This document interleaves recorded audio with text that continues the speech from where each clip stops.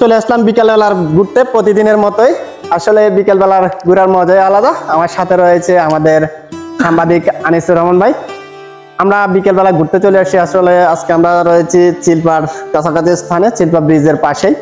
আসলে যে স্থানটি সবুজে ঘেরা, প্রকৃতি, বৃষ্টি আসো আসো অবস্থায় ছোট ছোট বৃষ্টি পড়তেছে। যাই হোক, আমরা আমাদের আজকের ভ্রমণ নিয়ে আসলে কথা বলবো আমাদের আনিস ভাইয়ের সাথে। আনিস ভাই আজকের ভ্রমণ কেমন উপভোগ করলো। আমরা পাশে দেখতে পাচ্ছি যে কচুরিপানা। আসলে আমাদের জীবনটাও কচুরিপানার মতো ভাসমান। কচুরিপানা গুলো ভাসতে ভাসতে সামনের দিকে এগিয়ে যাচ্ছে। আপনারা দেখতে পাচ্ছেন আমাদের ক্যামেরায় কচুরিপানা গুলো সামনে সামনে আস্তে আস্তে ভাসতে ভাসতে সামনের দিকে এগিয়ে যাচ্ছে। সময় যেমন বহমান চলমান, ঠিক সবকিছু এমন বহমান চলমান। আমাদের জীবনটা এমন, ঠিক এই সময় চলে যাচ্ছে।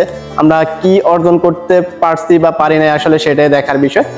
যাই হোক, জীবন খুবই ছোট, তারপরে আমরা এই জীবন নিয়ে ভাবি না। তারপরে আমরা ভাবি যে কখন কি করব, কোথায় কি করা যায়, এটা নিয়ে আমরা আসলে ব্যস্ত।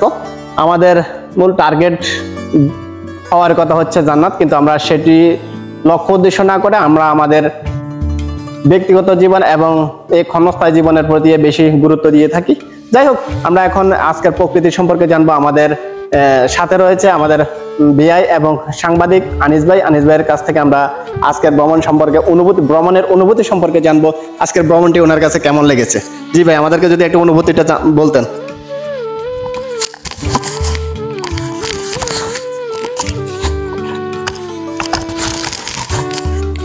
যারা আমাদেরকে দেখছেন এবং শুনছেন, আপনাদের সবাইকে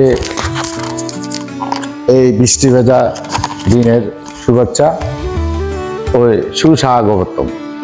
তো আসলে অপরূপ সৌন্দর্য, যেটি আপনি না দেখলে মিস করবেন। এটি হলো যে আমাদের ডাকাতিয়া। এটি